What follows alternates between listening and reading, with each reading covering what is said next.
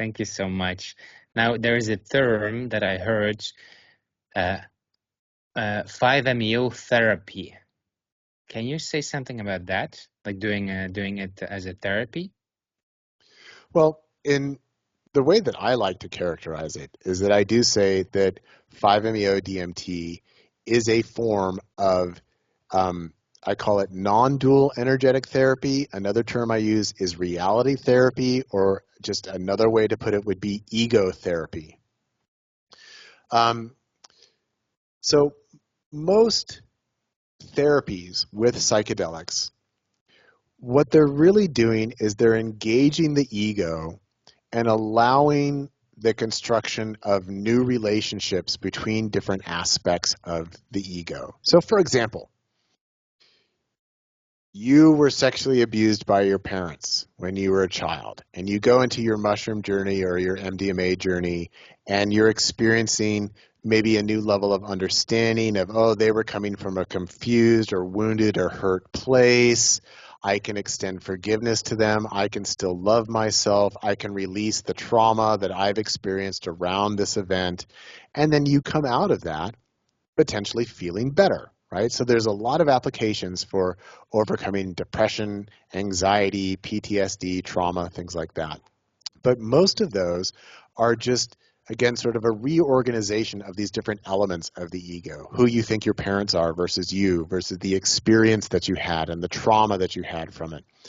Whereas if we're using 5-MeO DMT, we're actually allowing the possibility that we're not trying to actually make the ego better in its relationship to these things. We're going to get the ego completely out of the way. And what happens then is that the body starts to naturally process traumas and residual energies all on its own, that it doesn't need anybody in the driver's seat. It doesn't need the ego there. So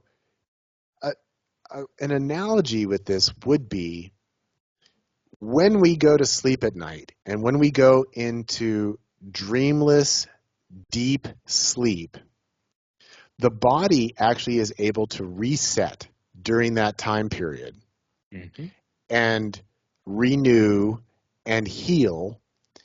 And it doesn't have anything to do with the person, with the ego, right? The body's going to do that all on its own. And it only has the opportunity to do that when we go into deep, dreamless sleep. Versus when we are in REM, dreaming sleep, the ego is there, and then it's constructing a virtual reality, and then the ego and the psyche is trying to process different emotional or situational realities within dreams. So it's still happening dualistically, okay? Which also is necessary for a healthy human being. But it's the deep sleep that actually provides the greatest healing opportunity. And this is why, if somebody is really sick, we say you want to get as much sleep and rest as possible, because that's going to allow your body to heal faster. And it's not because of anything you're doing, it's because you're getting out of the way. So 5-MeO functions in that sort of capacity, where when we get the egoic structure out of the way, the body will process all of this, and it will process the emotions, it will process the residuals, it will process the traumas, and it does it without the person needing to do anything about it.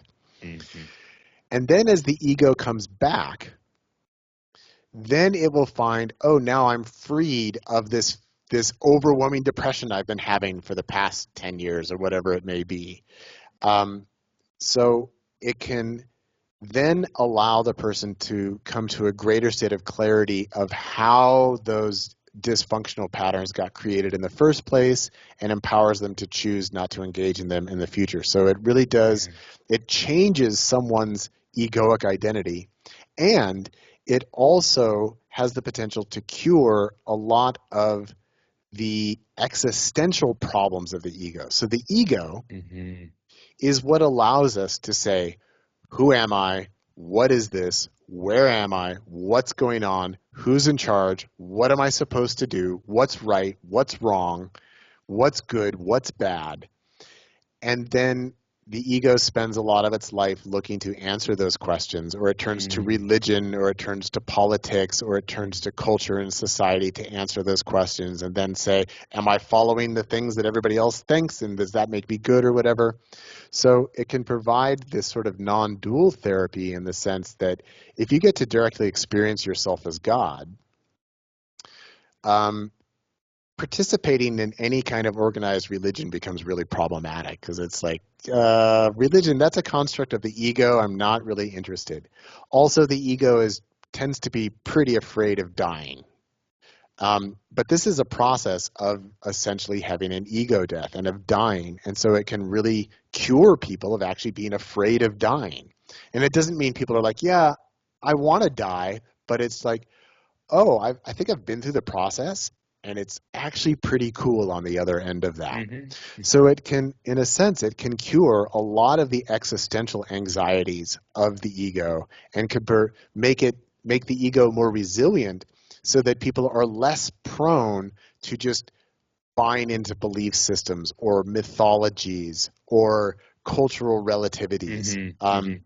And then you are less susceptible to being manipulated by religion or by culture or by politics. So it actually creates a more resilient individual. So I do think that there's lots of therapeutic potential there. And because it can release trauma and depression and anxiety and things like that, that it's something that a lot of research institutes are now looking at, because it might do it in a profound way that's easier to work with than, say, a 6-hour mushroom journey. Like, well, you can be in and out with 5-MeO in 30 minutes. So they are looking at it as a kind of therapeutic tool. And even one area that some research institutes are looking at now is, can they produce a non-psychedelic derivative of 5-MeO DMT that does not produce a psychedelic or non-dual experience, but also can relieve anxiety, depression, PTSD, and they're doing research with mice around that. And it's kind of questionable about whether, because I do think that the therapeutic action of 5-MeO DMT, I do think, is dependent on the non-dual release that it produces. So I'm a bit skeptical, and I've actually contacted one of these research institutes, and I've sent them an email saying, please come on my podcast and talk about it, because I'm interested, but we need to talk about it.